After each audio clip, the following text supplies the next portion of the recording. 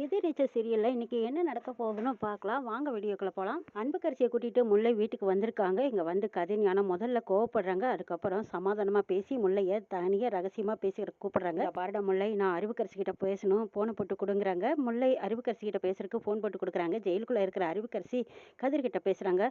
அப்பா சாமி, உங்ககிட்ட வச்சிருந்த சாவகாசத்துக்கு எனக்கு கிடைச்சிருக்கிற தண்டனை போதுமடா. இனிமே நாங்க உங்ககிட்ட சாவகாசம் வச்சுக்க விரும்பல. என் அண்ணன் முல்லையும் அன்புக்கரசியும் அங்க இருக்கிறதுக்கு ஆகாது. அவங்கள முதல்ல வெளியே அனுப்புங்க. அவங்க அங்கிருந்து போகட்டுங்கிறாங்க அறிவுக்கரசி. இதை கேட்ட கதிர், இதை பாரு அறிவுக்கரசி, ஏதோ கோவத்துல நடந்ததெல்லாம் நடந்து போச்சு, அதையெல்லாம் விட்டு அன்புக்கரசிக்கு யார் இருக்கா, நாங்க ஆதரவா இருக்கோங்கிறாங்க. ஐயா சாமி, போதுமடா சாமி, உங்க ஆதரவெல்லாம் என் தங்கச்சி போய் நிம்மதியா இருக்கட்டும், முதல்ல நீ முல்லை கிட்ட போன கொடுன்னு கேட்குறாங்க அறிவுக்கரசி. முல்லை அறிவுக்கரசி கிட்ட பேசுறாங்க. இதை பாரு முல்லை, நீ அங்க இருந்தா நான் கண்டிப்பா கொன்னே போட்டுருவேன். ஒழுங்கு மரியாதையா நீ அந்த வீட்டுல இருந்து நம்ம வீட்டுக்கு போயிரு. அன்புக்கரசிக்கு அதுதான் பாதுகாப்பு. அங்க இருக்கிறது அவ்வளவா சரியில்லைன்னு சொல்லிடுறாங்க அறிவுக்கரசி. சரி அறிவு, உனக்கு விருப்பம் இல்லைனா நாங்கள் இங்கேருந்து போயிடுறோன்னு சொல்லிடுறாங்க முல்லை. சரிப்பா, என் தங்கச்சி சொல்லிட்டா, நாங்கள் இங்கேருந்து கிளம்புறோங்கிறாங்க. இதை பார் முல்லை, எங்கள் அண்ணன் வெளியில் போயிருக்காரு. அவர் வர வரைக்கும் நீங்கள் ரெண்டு பேரும் இங்கேயே எங்களுக்கும் சேஃபாக இருக்கும், எங்களுக்கும் கொஞ்சம் மனசுக்கு திருப்தியாக இருக்கும். என் தங்கச்சி அன்புக்கரசி வாழ வேண்டிய வாழ்க்கை அந்த பாட்டு வாட்டி உள்ள வாழ்ந்துட்டு இருக்கா.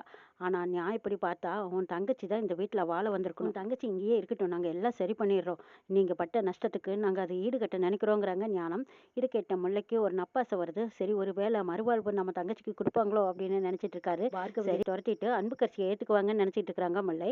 இங்க கதிரும் ஞானமும் அப்படிதான் பேசிட்டு இருக்காங்க. அவளை எப்படியாவது வெளியில விரட்டிட்டு உன் தங்கச்சிக்கு எங்க வீட்டு பையன் வாழ்க்கை கொடுக்கணும், அதுதான் நாங்க எல்லாருமே விரும்புறோங்கிறாங்க. இதை கேட்ட முல்லையும் சரின்னு நம்பாசியோட நம்பிக்கிட்டு இருக்கிறாங்க. இங்க கதிர் ஞானம் ரெண்டு பேரும் எப்படியோ முல்லையோட மனசை மாத்திட்டாங்க. இந்த பக்கம் முல்லை கிட்ட கதிர் கேட்கிறாரு, முல்லை, அண்ணனை பத்தின வீடியோ ஆதாரம் ஏதாவது உங்ககிட்ட இருக்கா? நீ எடுத்து வச்சதா அறிவுக்கரசி சொன்னால, உங்ககிட்ட ஏதாவது இன்னும் இருக்கான்னு கேட்குறாங்க கதிர். இல்லப்பா, நான் உன் மேல அவ்வளவு நம்பிக்கை வச்சிருந்தேன், அதனால இனிமே அதெல்லாம் நமக்கு தேவையில்லைன்னு நினைச்சு நான் அழிச்சிட்டேன்னு சொல்றாங்க முல்லை. சரி முல்லை, உன் மேல எனக்கு நம்பிக்கை இருக்கு, சரி வா, நீயும் அன்புக்கரசியும் இங்கேயே இருக்கலாம் அப்படின்னு கூட்டிட்டு போறாங்க. விசாலாட்சி அவங்களே ஒரு முடிவு எடுத்து அன்புக்கரசி இங்க தான் இருக்கணும்னு முடிவு சொல்லிடுறாங்க.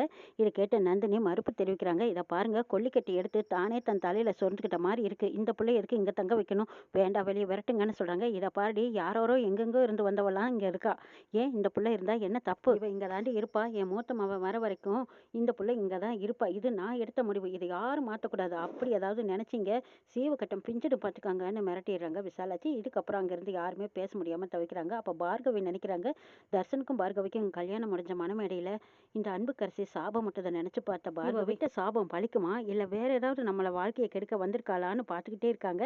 ஜனனி அன்புக்கரசி வீட்டுக்குள்ளே வந்த நோக்கம் என்னங்கிறத தெளிவாக எல்லாத்துக்கும் சொல்லிட்டு இருக்காங்க. இதை பாருங்க, இந்த அன்புக்கரசி உள்ள வந்திருக்கான்னா நிச்சயமா அவங்க நோக்கம் வேறையா தான் இருக்கணும். தர்சன் பார்கவியோட நிம்மதியை கெடுக்கிறக்கும், இந்த குடும்பத்தோட நிம்மதியை கெடுக்கிறக்கும், இல்லை அவங்கள பிரிக்கிறக்கோ ஏதாவது ஒரு நோக்கத்தோட தான் இந்த அறிவுக்கரசி அன்புக்கரசியை இங்கே அனுப்பியிருப்பா. இந்த கதிர் ஞானம் இவங்களும் சேர்ந்துக்கிட்டு அவங்களுக்கு சப்போர்ட் பண்ணிட்டு தான் இந்த அன்புக்கரசியை உள்ள நுழைய விட்டுருக்காங்க. இதை அத்தை மூலமா உள்ள நுழைஞ்ச மாதிரி ஏற்பாடு பண்ணியிருக்காங்க. குணசேகர் மாமா வெளியில எங்கேயோ இருந்துக்கிட்டு தான் இப்படியெல்லாம் ஏற்பாடு பண்ணியிருக்காங்கன்னு சொல்றாங்க ஜனனி. பார்கவி, இதையெல்லாம் நீ பெருசா எடுத்துக்காத, இதெல்லாம் ஒண்ணுமே இல்லை, இதை விட இன்னும் பெருசாவெல்லாம் செய்வாங்க, எல்லாத்துக்கும் நம்ம தயாரா இருக்கணுங்கிறாங்க ஜனனி. எனக்கு என்னமோ அன்புக்கரசியை தானா வந்த மாதிரி தெரியல, அறிவுக்கரசி அனுப்பிச்சு வச்சு தான் வந்திருக்கணுங்கிறாங்க. ஏன் ஜனனி, அறிவுக்கரசி என்னமோ இந்த குடும்பமே பிடிக்காத மாதிரியெல்லாம் பேசிட்டு இருக்காங்கிறாங்க நந்தினி. தம்பிங்க எல்லாரும் கூட்டு சேர்ந்துக்கிட்டு தனியாக போய் பேசுகிறாங்க. இந்த முல்லை வேற உருகிட்டு இருக்கான், அப்போ எல்லாமே நடிப்பு தானாங்கிறாங்க நந்தினி. ஆமாங்க்கா, இதை நல்லா யோசிச்சு பாருங்க, அறிவுக்கரசிக்கு மண்டபத்தில் நடந்த அந்த விபரீதமான நிகழ்ச்சியை நினச்சி பார்த்தா நிச்சயமாக இவங்க எல்லாத்தையும் அவள் காட்டி கொடுத்துருக்கணும், எல்லாருமே இன்னைக்கு ஜெயிலுக்குள்ளே வந்திருக்கணும். ஆனால் அறிவுக்கரசி இவங்களை ஏன் காட்டி கொடுக்கல, அதனால யோசிச்சு பாருங்க. அறிவுக்கரசி ஜெயிலுக்கு போனதுக்கப்புறம் கூட அப்ரூவாக மாறாமல் இருக்கான்னா அதுக்கு ஏதோ பின்னாடி ஒரு காரணம் இருக்குங்கிறாங்க ஜனனி. அறிவுக்கரசி கெவின் கிட்ட வாங்கின அந்த வீடியோ ஆதாரம் ஒன்று மட்டும்தான் வச்சிருப்பாளா, அவகிட்ட நிறைய இருக்க வாய்ப்பு இருக்கு, அதை பற்றி அவன் ஏன் மூச்சுடாமல் இருக்கா, நம்ம யோசிக்கணுங்க இல்லைங்கிறாங்க ஜனனி. எனக்கு சந்தேகமா இருக்கு, அப்படி ஒரு வேளை அந்த காப்பி அவ வச்சிருந்தா எல்லாத்தையும் மிரட்டி உருட்டி இந்த கல்யாணத்தை நல்லபடியா நடத்தி முடிச்சிருப்பாள்ல. ஆனா எல்லாத்து காலையும் விழுந்து கதறி அழுதுகிட்டு தானே இருந்தாங்கிறாங்க. அன்னைக்கு இருந்த சூழல்ல அவ அப்படி உருண்டு பிறண்டு அழுதுருக்கலாம். ஆனா இவர் போய் அவகிட்ட அதை பண்றேன் இதை பண்றேன்னு சொல்லி அவளை நம்ப வச்சு ஏமாத்திருக்கலாம் இல்லைங்கிறாங்க. சரி, அதையெல்லாம் விடுங்க. சக்தி இவரோட ஆதாரங்கள் எல்லாமே கையில் வச்சிருக்கான்னு தெரிஞ்சிருந்தோம் சக்தி கிட்ட இதை பற்றி எதுவுமே பேசலையே. ஆனால் அவர் வீட்லேயும் இல்லை, அப்போ அவர் எங்கே தான் போயிருப்பார், யார்கிட்டையும் சொல்லாமையும் போயிருக்காருன்னா நிச்சயமாக இதெல்லாம் பெரிய ட்ராமாவை தெரியலையேங்கிறாங்க ஜனனி. எல்லா உண்மையும் தெரிஞ்சுக்கிறதுக்காக தானே நம்ம ராமேஸ்வரம் போகலான்னு புறப்பட்டோம், அதுக்குள்ளேயே இவங்க வேற ஏதோ ட்ராமா பண்ணி போருக்கு இல்லாமல் பண்ணிட்டாங்க பார்த்தியாங்களேங்கிறாங்க சக்தி. அப்படியே ராமேஸ்வரம் போனாலும் அங்கே போய் 30 வருஷத்துக்கு நடந்த விஷயங்களை நம்ம சேகரிக்கிறதுன்னு ரொம்ப கஷ்டம். அதுவும் தாண்டி அப்படியே ஆதாரம் கிடைச்சாலும் இப்போதைக்கு அது நமக்கு தேவைப்படாது. அந்த வீடியோ ஆதாரம் கிடைச்சா மட்டும்தான் நம்மளால பேச முடியும் அப்படிங்கிறாங்க ஜனனி. இது கேட்ட தர்ஷினி, சித்தி வீடியோ ஆதாரம் தான் உங்ககிட்ட இருக்குதுன்னு சொன்னீங்களே சித்திங்கிறாங்க. தர்ஷினி, அந்த அன்னைக்கு இருந்த சூழல்ல நீங்க யாரும் பயப்படக்கூடாதுங்கிறதுக்காக நாங்க போய் சொன்னோம். அந்த வீடியோ ஆதாரம் எங்க கைக்கு இன்னும் கிடைக்கல. கிடைக்கிற மாதிரி இருந்துச்சு. அதுக்குள்ள வேற யாரோ வெளியில இருந்தவங்க வந்து தட்டி பறிச்சுட்டு போயிட்டாங்க. அது யாருன்னு தான் தெரியல. ஐயோ ஜனனி, என்ன சொல்ற? நாளுக்கு நாள் எனக்கு பிபி ஏறிக்கிட்டே இருக்கு. நெஞ்சே வெடிச்சிடும் போல இருக்கு. இந்த பிள்ளைங்களை நாங்க வெளியில விட்டு வச்சிருக்கிறதுக்கு காரணமே அந்த வீடியோ ஆதாரத்தை வச்சுக்கிட்டு தான். ஆனா அது மட்டும் பொய்ன்னு தெரிஞ்சது நிச்சயமா நம்ம எல்லாத்தையும் கொன்னு போட்டுருவாங்க ஜனனி. எப்படியாவது அந்த ஆதாரம் நம்ம கைக்கு வரணும்னு கேக்குறாங்க நந்தினி. அந்த அஸ்வந்த் போட்டோகிராஃபர் முதல்ல வீடியோ ஆதாரத்தை எங்க கிட்ட கொடுக்குறேன்னு சொன்னா, அப்புறம் என்னாச்சுன்னு தெரியல, எங்களை பார்த்ததும் ஓட்டம் பிடிச்சிட்டான். அதுக்கப்புறம் அதை வாங்க முடியலைங்கிறாங்க. இதெல்லாம் ஒரு பெரிய விஷயமே கிடையாது. அவன் வீடு தான் நம்மளுக்கு தெரியுமல்ல, நம்ம வீட்லயே போய் பார்த்துக்கலாங்கிறாங்க சக்தி. ஜனனி, இவங்க எல்லாத்தையும் அந்த வீடியோ ஆதாரத்தை வச்சு தான் மடக்கலாம்னு நினைச்சோம். ஆனா இப்ப முதலுக்கே மோசம் வந்துற மாதிரி இப்படி இப்பச்சேன்னு பயப்படுறாங்க நந்தினி. இங்க பாருங்கக்கா, உங்க பயத்தை காட்டாதீங்க. தப்பு பண்ணவங்களே தைரியமா இருக்காங்க. நீங்க எதுக்கு இப்படி பயப்படுறீங்கிறாங்க ஜனனி. சரி, அதை எப்படியாவது கண்டுபிடிச்சுக்கலாம். தர்ஷா, பார்கவி 2 பேரும் இனிமே கீழே இருக்கிற ரூம்ல இருக்க வேண்டாம், மேலே வந்துருங்க. அன்புக்கரசியை வச்சு ஏதோ நாடகம் ஆடுறாங்கன்னு நல்லா தெரியுது. உங்க 2 பேத்துக்குள்ள ஏதாவது பிரச்சனையை கொண்டு வந்து விட்டுருவா. அதனால நீங்க 2 பேரும் பொருளை எல்லாம் எடுத்துக்கிட்டு மேலே வந்துருங்கன்னு சொல்றாங்க ரேணுகா. தர்ஷினி, தர்ஷன், பார்கவி 3 பேருமா போய் அந்த ரூம்ல இருக்கிற பொருளெல்லாம் எடுத்துட்டு வரேங்கிறாங்க. கூடவே நந்தினியும் வரேன்னு சொல்லும்போது, இல்ல நந்தினி, உன் முகத்துல ஏதோ பதட்டம் தெரியுது. நீ காட்டி கொடுத்தாலும் கொடுத்துருவேன். நீ மட்டும் கீழே போயிடாத. நீ இப்படி பதட்டப்படுறது தெரிஞ்சா அவங்க எல்லாத்துக்கும் உண்மை தெரிஞ்சிடும். அதனால நீ இங்க இருக்கிறது நல்லதுன்னு சொல்லிடுறாங்க ரேணுகா. இதை கேட்ட நந்தினியும், ஆமாக்கா நீங்க சொல்றதும் சரிதான். சரி, நான் இங்கே இருந்துக்கிறேன். சரி, நீங்க 3 பேரும் போய் பொருளெல்லாம் எடுத்துட்டு வந்துருங்கன்னு அனுப்பி வைக்கிறாங்க. தர்ஷன், பார்கவி, தர்ஷினி 3 பேருமா போய் அவங்களோட பொருளெல்லாம் துணியெல்லாம் எடுத்துட்டு வரலான்ட்டு அந்த ரூம். கரிகாலன் விசாலட்சுக்கு காப்பி போட்டு கொண்டு வந்து கொடுக்குறாங்க. ஏண்டா சின்னவனும் பெரியவனும் எங்கடா போயிட்டாங்கங்கிறாங்க. தெரியல, முல்லை கூட்டிட்டு போயிட்டாங்க. அடிக்கிறக்கும் உதைக்கிறக்கும் தான் என்ன வச்சுக்கிறாங்க. மற்றதுக்கெல்லாம் இந்த முல்லையை ரகசியமா கூட்டிட்டு போயிருக்காங்க. எங்க போயிருக்காங்கன்னு தான் தெரியலங்கிறாங்க. என்னடா இது, போற பக்கம் சொல்லிட்டே போறது இல்ல. இப்போ பெரியவன் எங்கேன்னு கேட்டா திருச்செந்தூர் போய் கோந்திருக்கான்னு சொல்றாங்க. 2 பேரும் சொல்லாம கொள்ளாம பொசுக்குன்னு எங்கேயோ காணாம போறாங்க. எங்க போறேன்னு சொல்லாம போய்க்கிறாங்களே, இதுதான் பெரிய தப்புன்னு சொல்லிட்டு இருக்கும்போது அங்க தர்ஷன், பார்கவி இவங்க எல்லாம் வரதை பார்த்துட்டு விசாலாச்சு, எங்கடி போறீங்க உள்ளுக்கலா அப்படின்னு கேக்குறாங்க. இவங்க ட்ரெஸ் எல்லாம் போய் எடுத்துட்டு வரலான்ட்டு போறோம். அவங்க மேல ரூம்ல தங்கிறேன்னு சொல்லியிருக்காங்கிறாங்க. தர்ஷினி, என்னடி பிரச்சனை பண்ணலாம்னே வந்துட்டு இருக்கீங்களா? இப்ப எதுக்கடி யாரும் இல்லாத நேரத்துல அந்த ரூமுக்கு போறீங்கன்னு கேக்குறாங்க விசாலாச்சி. நான் தான் சொன்னேன்ல, அவங்க ட்ரெஸ் எல்லாம் உள்ள இருக்கு, நாங்க எடுத்துட்டு மேலேயே போறோங்கிறாங்க தர்ஷினி. இது கேட்ட விசாலாச்சி, ஏண்டி வம்பு பண்ணலானே நீ வந்திருக்கீங்கிறாங்க. ஐயோ அத்தை, இவங்க செய்யறதா இல்ல, மேல இருந்த அந்த கூட்டணி இருக்காங்க பாருங்க, அவங்க ஏவி விட்டு தான் இவங்க வந்திருக்காங்கன்னு சொல்றாங்க கரிகாலன். அங்க பாருங்க, பால்கனி பார்வையாளர்களோட அறிவுரையில தான் இப்படி எல்லாம் நடந்துட்டு இருக்குதுங்க அத்தைங்கிறாங்க கரிகாலன். ஏய், என்னடி அங்க இருந்துகிட்டு பாத்துக்கிட்டு இருக்கிறீங்க? பல்ல பேத்து போடுவண்டி. எதுக்கடி அங்க இருந்துகிட்டு இப்படி எல்லாம் ஏவி விட்டுக்கிட்டு இருக்கிறீங்கன்னு கேக்குறாங்க விசாலாச்சி. உங்க பிரச்சனையே வேண்டான்னு சொல்லித்தான் நாங்க பொருள் எல்லாம் எடுத்துட்டு வர சொல்லி சொன்னோம். வேற எந்த பிரச்சனையும் இல்லைங்கிறாங்க நந்தினி. ஓஹோ, இப்ப பாக பிரிவினை தான் பண்ண போறீங்களாங்கிறாங்க. ஃபர்ஸ்ட் ஃப்ளோர் உங்களுக்கு, கீழ் ஃப்ளோர் எங்களுக்காங்கிறாங்க. ஆமா, சம்பாரிச்சு வீடு கட்டினது ஏமாவன், இவளுக்கு வந்து பங்கு போடுவார்களா? ஏண்டா கரிகாலா, என்னடா இவளுக்கு நினைச்சிட்டு இருக்காங்கிறாங்க. அதுதான் கேளுங்கத்த, நல்லா கேளுங்கிறாங்க கரிகாலன். வந்த பிடாரி ஊர் பிடாரிய விரட்டுச்சான், அந்த கதை அவள இருக்கு உங்க கதைங்கிறாங்க விசாலாச்சி. ஏதோ பிடாரினால ஒத்துக்கிறீங்களேங்கிறாங்க. ஏய், என்னடி கூட கூட பேசிட்டு இருக்க, வாயை கிழிச்சு போடுவேன் பட்டுக்கோன்னு சொல்லிட்டு, இதை பாரு தர்ஷா, உங்க சித்திக்கு பேசி எல்லாம் கேட்டுக்கிட்டு நீ இந்த மாதிரி ஆடிக்கிட்டு இருந்த, அப்புறம் உன்னை கொண்டு காட்டுல விட்டுட்டு வந்துடுவேன் பாட்டுக்கோ. ஒழுங்கு மரியாதையா இங்க இருந்து போயிடுங்கிறாங்க விசாலாச்சி. இதை பாரு தர்ஷா, நான் ரொம்பவே நொந்து போய் கிடக்குறேன். நான் சாபம் விட்டுனா பழிச்சிடும் பாட்டுக்கோ. ஒழுங்கு மரியாதை இங்க இருந்து ஓடி போயிருங்கிறாங்க விசாலாச்சி. இதை பாருங்க, அப்பதான் நல்லவங்க சாபம் விட்டா தான் பழிக்கும். நீங்க விட்டவெல்லாம் ஒன்றும் பழிக்காது. எந்த பிரச்சனையும் வரக்கூடாதுங்கிறதுக்காக தான் நாங்க இங்க இருந்த திங்ஸ் எல்லாம் எடுத்துட்டு நாங்க மேல போலான்னு வந்திருக்கோம். தர்ஷா, பார்கவி, நீங்க 2 பேரும் போய் உங்க திங்ஸ் எல்லாம் எடுத்துட்டு வாங்க. இதுகிட்ட என்ன பேச்சுங்கிறாங்க தர்ஷினி. தர்ஷா, உள்ளுக்கல தான் அன்பு இருக்குன்னு சொல்றமல்ல, திரும்ப திரும்ப அந்த ரூமுக்கு நீங்க எதுக்கு போறீங்கிறாங்க கரிகாலன். டேய், ரொம்ப அதிகமா பேசாத, அப்புறம் தட்டி போடுவேன் தட்டிங்கிறாங்க சக்தி.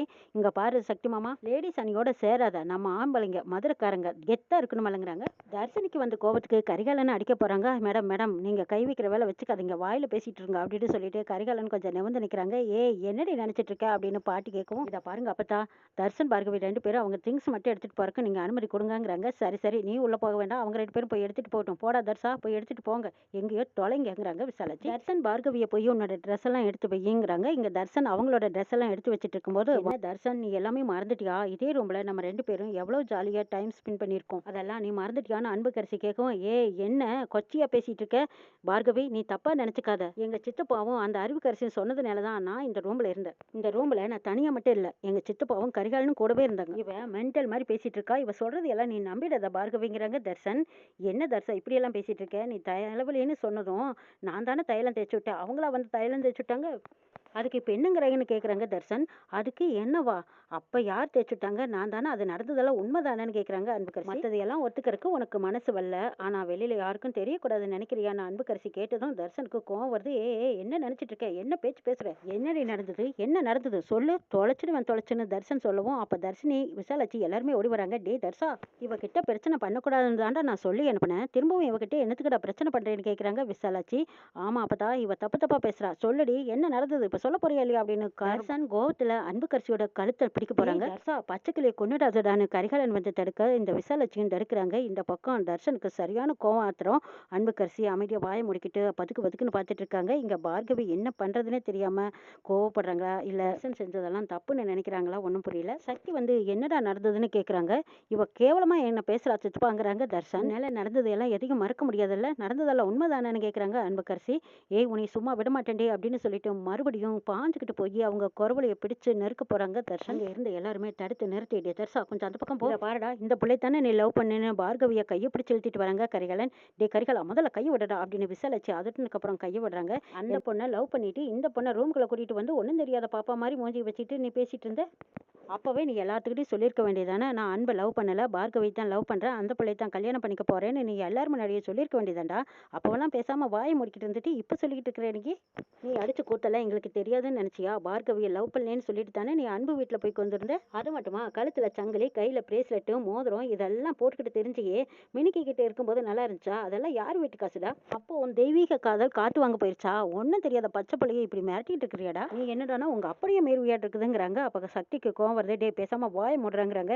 டே தர்ஷா, நீ முதல்ல எல்லா திங்ஸ் எடுத்துட்டு வா போலாம் அப்படின்னு சக்தி கையோட தர்ஷனை கூட்டிட்டு போறாங்க. இதை பார்த்து ஒன்று சொல்லிக்கிறேன், மேல் மாடியில நீங்களே எல்லாரும் இருந்துக்கோங்க, கீழே நாங்க எல்லாம் இருந்துக்கிறோம். மேல பால்கனி, கீழே ஃப்ளோரு இருக்கிறதெல்லாம் பொதுவா இருக்கட்டும், மீனாட்சி அம்மனும் பொதுவா இருக்கட்டுங்கிறாங்க கரிகாலன். எல்லாரும் போங்க போங்க, இன்னும் ஒரே வாரம் தான், அதுக்கப்புறம் உங்களை நாங்க விரட்டி அடிச்சிருவோம், துரத்தி அடிச்சிருவோம், அதுக்கப்புறம் உங்க தொல்லை எங்களுக்கு இருக்காது அத்தை, நீங்களும் கவலைப்படாதீங்கன்னு கரிகாலன் சொல்றாரு. விசாலாட்சி அன்புக்கரசி கிட்ட, நீ எதுக்கடி அவங்ககிட்ட வம்பளுத்துன்னு கேட்குறாங்க. அம்மாச்சி, நான் ஒண்ணுமே பேசல, அவர் தான் என்ன கோவமா பார்த்து பேசிட்டு இருந்தாரு, அதுக்கப்புறம் தான் நான் பேச வேண்டியதா போச்சுங்கிறாங்க. இங்க பாரு, நீ ஒன்னும் அவங்ககிட்ட பேசி கிழிக்க வேண்டாம், பெரியவன் வர வரைக்கும் உன் வாயை பொட்டிக்கிட்டு பேசாம அமைதியும் உன் வேலை என்னமோ அதை மட்டும் பாருங்கிறாங்க விசாலாட்சி.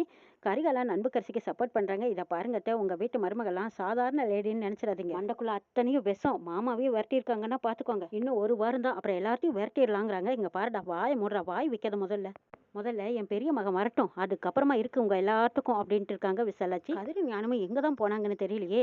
ஏண்டா கரிகாலா, இது கூட தெரிஞ்சுக்காம இங்க என்னடா பண்ணிட்டு இருக்கேங்கிறாங்க. என்ன தேடு, உங்களுக்கு காப்பி போட்டு கொடுக்கவும் சாப்பாடு சமைச்சு கொடுக்கவும் தான் நான் இருக்கேன், உங்களை பத்திரமா பாத்துக்க வேண்டிய பொறுப்பு எனக்கு இருக்கு, அவங்க எங்க போய் சுத்தி வந்தாலும் வந்துருவாங்க அத்தை, நீங்க ஒன்றும் கவலைப்படாதீங்க, உங்களை தங்கம் போல பாத்துக்க வேண்டியது என்னோட பொறுப்புன்னு இருக்காங்க. ஆமா, பொறுப்பு பருப்புன்னு பேசிக்கிட்டு முதல்ல ஏண்டி அன்புக்கரசி, நீ ஒழுங்கு மரியாதையா பேசாம இருந்துக்கொடி, அவங்க யாராவது வந்து உங்ககிட்ட வம்பளுத்தா நீ எதுவும் பேசாம பொட்டாட்ட பொம்பளை பிள்ளைய அடக்க உடக்கமா இருன்ட்டு போறாங்க விசாலாட்சி. கதிர் ஞானம் குணசேகர் இவங்க எல்லாருமா சேர்ந்து அன்புக்கரசியை ஏவி விடுறாங்க. பார்கவியும் தர்ஷினியும் பிரிக்கிறதுக்காக பல தந்திரங்கள் போட்டுட்டு இருக்காங்க. இன்னும் என்னெல்லாம் நடக்க போதுங்கிறதையும் நாளை சொல்ல பார்க்கலாம்.